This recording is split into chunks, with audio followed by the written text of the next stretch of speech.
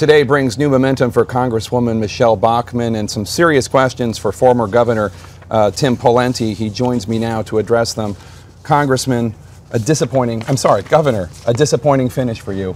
What went wrong? Well, it was disappointing, but let me first say, Jake, this has been an incredible process. It's been a great honor for Mary and me and our team to convey the message of trying to get this country back on track, and I think it is off track, but bringing my record forward as a two-term governor of a blue state, doing things like getting government spending under control, doing health care reform the right way, and much more.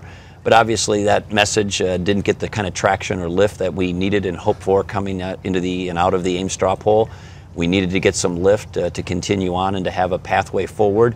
That didn't happen, so I'm announcing this morning on your show that I'm going to be ending my campaign for president. But I'm very, very grateful for the people of Iowa, the people of this country who I had a chance to make my case to, and for my supporters and staff and friends who've been so loyal and helpful. I really appreciate all of them. I wish it would have been different, but obviously the pathway forward for me doesn't really exist, and so we're going to end the campaign. What do you think went wrong? You're a popular two-term governor from a neighboring state. You had a lot of organization. You had some money at one point. Why couldn't you sell the dog food here?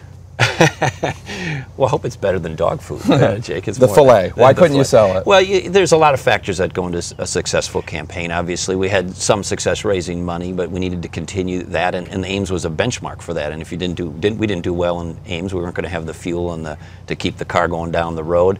But also, there's a lot of other choices in the race, and for me, what I brought forward, I thought was a rational, established, credible, strong record of results.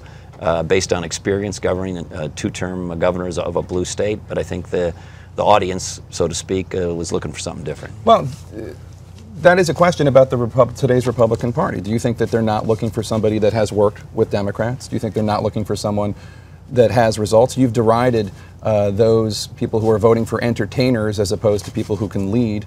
Is that just not what the Republican electorate is looking for right now? Well, I congratulate Congresswoman Bachmann on her victory, and for that matter, Congressman Ron Paul's close second. I mean, those are very impressive numbers. They lapped the field almost, and so congratulations to them. But, you know, this is a long journey. The party is going to be now more broadly discussing who they want for their candidate, not just in Iowa, but in other places around the country. So we don't know what this ultimately will look like, but what we do know, at least for Ames and for Iowa and for me, is my record of being a two-term governor in a blue state with all the record results that I had wasn't sufficient to get us to the next phase. Well, you raise a good point. This is a long process, and other candidates in previous years have stuck it out, waited for other campaigns to implode or go away.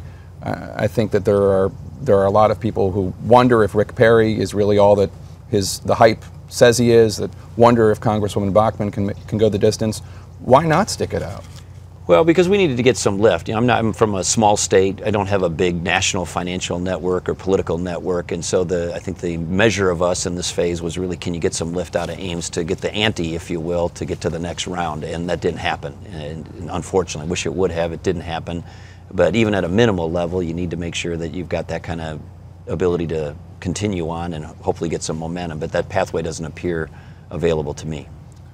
This must be personally devastating. I mean, you've worked very hard for this for a long time, and as a young politician, it's everyone's dream to be president of the United States. What is it like? What is it like personally? I mean, I realize you get to spend more time with your family now, and you actually mean that because you actually have a family you want to spend time with. But how difficult is this?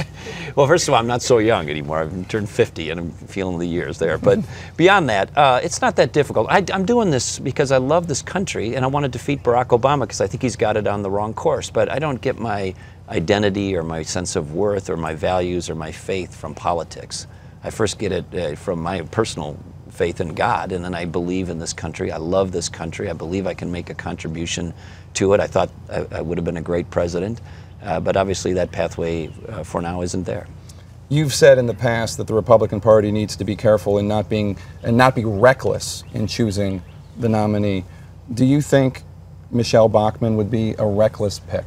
You can tell me now because you're not running anymore. Well, this thing's going to unfold over the next 6-8 months, and this is a long road, as you well know. So all of these candidates, whether it's Congresswoman Bachmann, Governor Perry, all the others, they're going to be tested. And this, as you know, it's a big, bright light that comes down on you, and we'll see. But I do believe that we're going to have a very good candidate who's going to beat Barack Obama. But Barack Obama's numbers aren't very good nationally, and in the swing states that are going to decide the election, they're terrible. Right, and but, so the but main the way we're wrong going to nominee could still lead to Barack Obama winning. Yeah, that wouldn't be helpful. But sometimes, what looks certain this summer will look different next summer, and we don't know what's the right or wrong nominee yet. All of them are going to be tested, and somebody who can thrive in this process will have their mettle tested, and they'll be improved. And so a lot of times you see candidates start out weaker, they get stronger over time, or start out strong and fall by the wayside. So we just don't know. But I'm confident that our candidate will be a strong candidate. We got these wonderful ex-governors in the race. Are you going to endorse anyone? Probably eventually, but not anytime soon. Would you be willing to consider being a vice president to one of these nominees? No, I've been down that road before. That's not something I'm even going to consider. Do you think Michelle Bachmann is qualified to be president? Well, I think she's qualified to be president. I think now she's going to have to make her case to the American people about whether she's the best candidate and why she should be the Republican nominee and why she should be the next president against Barack Obama. And time will tell whether she can do that. And what's next for you? Well, what's next? I'm going to take my daughter to college over the next few days, and then I really don't know what the future holds for me. I have to have absolutely no plans, which is at the same time very liberating, but also a little concerning, so I got to get to work. All right. Well, Governor Tim Pawlenty, we thank you for joining us on this. Must be a difficult morning for you, and we wish you well. Thank you, Jake. Appreciate you having me on.